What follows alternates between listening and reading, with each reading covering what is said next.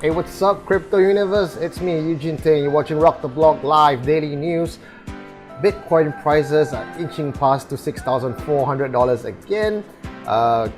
This whole cock teasing up and down approach, I wouldn't really call it an improvement or a market correction upwards. So bulls, nothing to celebrate yet. I'm very sure it's going to go down again. So on Bitcoin pricing, on the price action, nothing much there to talk about. But something that was interesting to maybe consider is apparently police have busted dark web's $1.5 billion in World Cup betting using crypto out of China, of course. And this is just one group that has been busted. So people who are saying that maybe because of the World Cup fever and the season, and that's why Bitcoin has been quite sluggish in terms of pricing, might actually have some truth in it, because a lot of money is out of crypto and has gone into betting. Well, now that France have won, we might see, and the World Cup is over, we might see the money coming back in again, and finally Bitcoin might be able to bust 7,000, who knows. And in more social news, blockchain is now being used for games, right? So, we talk about distributed ledger, decentralization and all. So it's not just about the B2B aspects or the very serious protocol projects. There's also projects out there that are using the blockchain for games, and one of the very famous and successful game is Kitties, having raised 12 million in a very, very short time that almost shut down the Ethereum network for that period of time. Zombie Crypto, or Crypto Zombie, came up shortly after, somewhere around early part of this year, where it's supposed to help people learn how to code in solidarity using gamification methods. Zombies.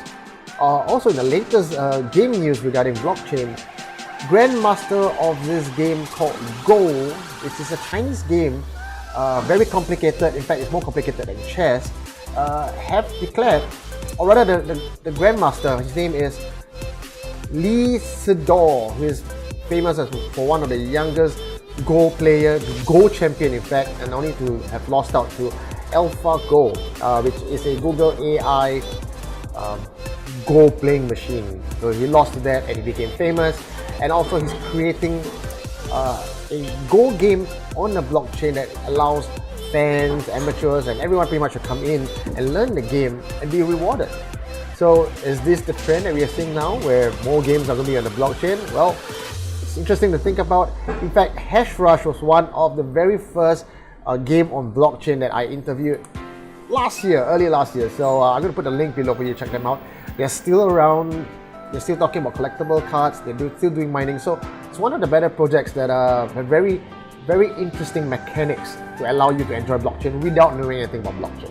An article I read today that really blew my mind and I want to share with you guys is the 5 top inventions of human history.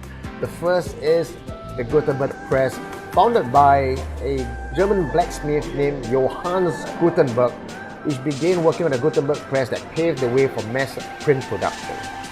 Well, the second is the electronic telegraph that allows people to send messages across different continents, different parts of the world, long distance, that paved the way for fax machine and telephone.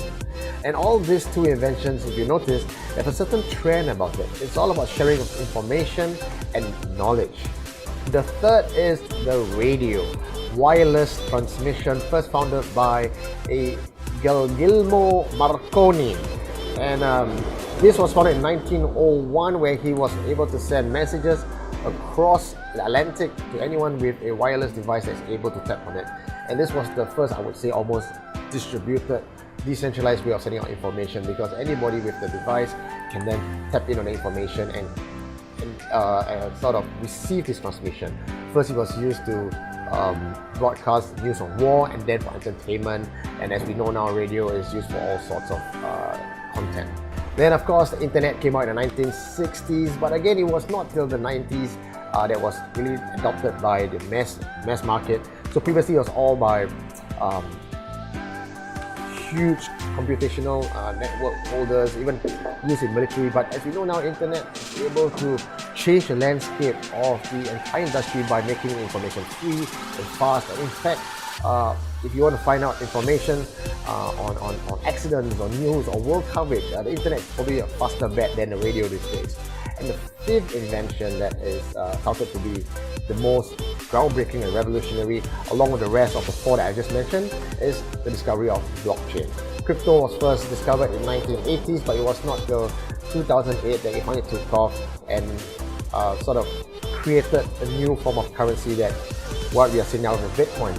So a lot of this is still at an infant stage, and if you're thinking about Bitcoin dying, blockchain dying, maybe you're right, but I don't think blockchain is going to die. Bitcoin maybe, but not in the near future. We might see this grow over the next 10-20 years, so maybe not in our time, but in our children's time, where blockchain and cryptocurrency may be the new de facto, the norm that everyone is going to talk about and deal in.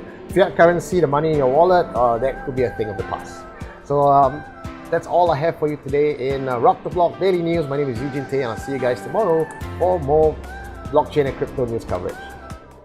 Rock the Block Live is a broadcast channel for the busy crypto enthusiast who wants fast-paced and thought-provoking news on the go. If you like what we do and want to show us some love, you can follow us on Facebook, subscribe to us on YouTube channel, and join our online community. Details and more information in the links below.